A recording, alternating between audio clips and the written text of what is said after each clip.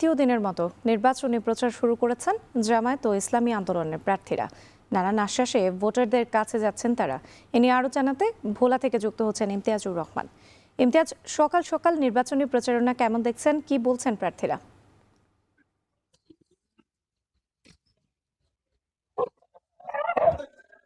রাজ্যে আগামী 12ই ফেব্রুয়ারি ত্রয়োদশ জাতীয় সংসদ নির্বাচনকে কেন্দ্র করে আনুষ্ঠানিক যে প্রচারণা দ্বিতীয় দিনে ভোলার সদর উপজেলা, বিশেষ করে ভোলার সদর আসনে যে সকল নেতাকর্মী রয়েছে, প্রার্থীরা রয়েছেন, তারা ভোটারদের দ্বারে দ্বারে যাচ্ছে এবং নানা প্রতিশ্রুতি দিচ্ছেন এবং ভোটারদের যত দাবি দেওয়া আছে তা শুনছেন।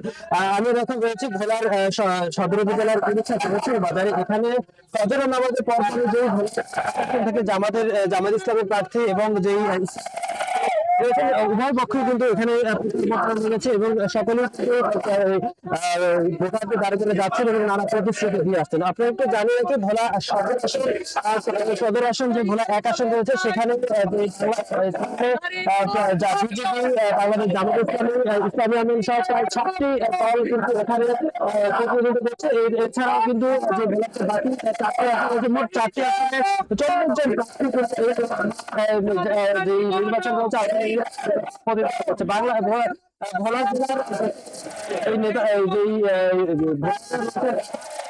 বলে আসছেন যে ভোলা সদর ভোলা 4টি আসন, আসনে যে ভোলাবাসীর উন্নয়ন, ভোলাবাসীর সাথে ভোলা শিক্ষা খাত, স্বাস্থ্য খাত, প্রতিটি খাতে যে সকল নেতা কর্মী যে উন্নয়ন করবে, বাকি তারা আগামী যে নির্বাচন রয়েছে সেখানে তারা নির্বাচিত হবে। সেক্ষেত্রে যে প্রার্থী রয়েছে তারাও কিন্তু ভোটারদের দ্বারে গিয়ে তারা প্রতিশ্রুতি দিচ্ছেন যে তারা এই ভোটারদের যে সকল দাবি দাবা রয়েছে তা মেনে চলবেন। কিন্তু ভোটারদের সাথে কথা বলেছিলাম, ভোটাররা বলছেন যে প্রার্থীরা এই ভোটের আগ মুহূর্তে যেমন আসছেন, কিন্তু ভোটের পরবর্তী যদি তাদের এই প্রতিশ্রুতি বাস্তবায়ন করে তাহলে তাদের ন্যায্য অধিকার প্রতিফলিত হবে বলে কিন্তু তারা বলছেন। তবে আপনি দেখতে পাচ্ছেন যে এখানে যে সকল প্রার্থীরা রয়েছে, প্রার্থীরা কিন্তু ভোটারদের দ্বারে দ্বারে যাচ্ছে। শুধু প্রার্থীরা, প্রার্থীর যে নেতা কর্মী রয়েছে, সকলেই কিন্তু একরকম উচ্ছ্বাস আনন্দে উচ্চকিত হয়ে আছে।